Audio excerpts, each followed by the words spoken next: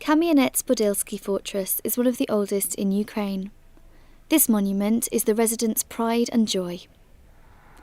While the Ukrainians are deeply attached to their history and their heritage, there are vestiges of the past that they would happily see consigned to the flames.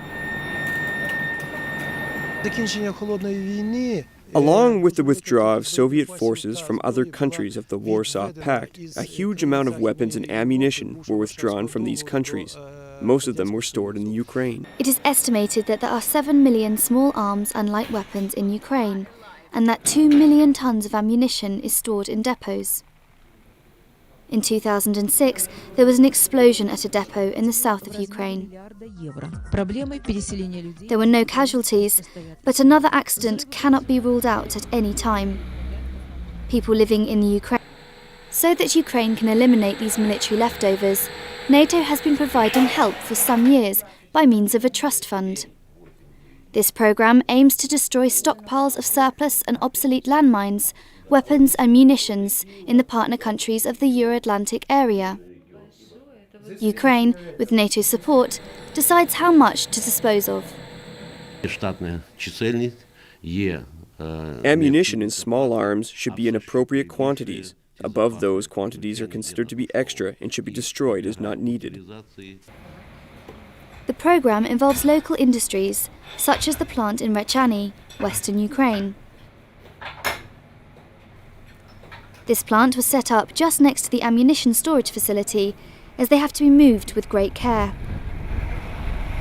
Infrastructure existed before the program started. Thanks to the NATO Trust Fund managed by NSPA, the NATO support agency, productivity has increased substantially. Today, the plant can destroy up to 50 tons of ammunition per day.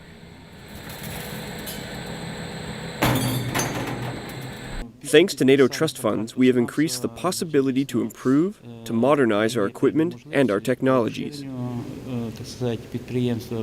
Vigilance is also essential at Kamianets-Podilsky, south of Rechany, where the personnel in this plant destroy small arms and light weapons.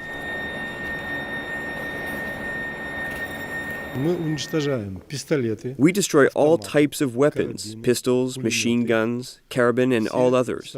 We even have some weapons from the early 1900s, very old ones from the time of the Tsars.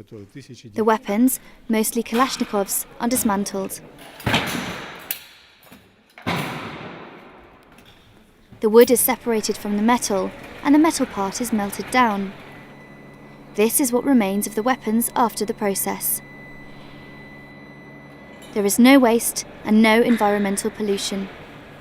The metal will be sold to local businesses and the wood will be salvaged. We use the wooden part for the heating system to warm that big workshop. The program has a major impact on the local economy. It supports people in industries, having created more than 100 jobs. This is a NATO channel report.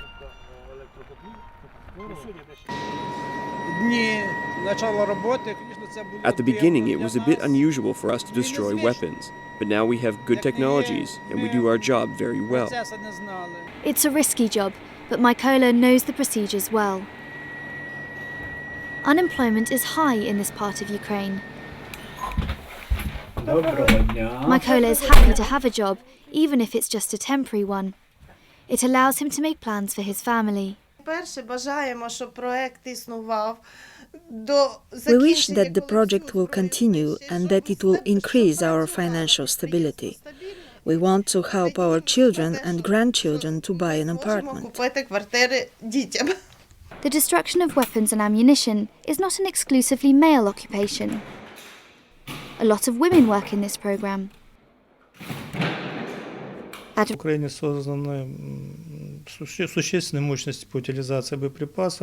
Currently, Ukraine has the resources in terms of enterprises working in the demilitarization industry. The main problem is the lack of funding for the operations connected with demilitarization. The United States is the lead nation of the project. If it manages to raise all of the required funding, 366,000 small arms and light weapons will be destroyed, along with 76,000 tons of ammunition including 3 million anti-personnel landmines. A process of dismantling which could put many people's minds at ease in this country. Все життя пройшло не тільки моїх дітей в цьому дворі. I spent lots of time of my life in this yard with my children, and I hope that life will continue to be calm and peaceful. I don't want to feel the fear of exploding ammunition which are in storage. I want peace and to be confident in the future. Ця програма надзвичайно важлива для нашої держави. Вона забезпечить людям. This program is very important for our country, for our children and for our grandchildren, because it's very important to live without fear. And I dream to live without fear. This is a NATO Channel report.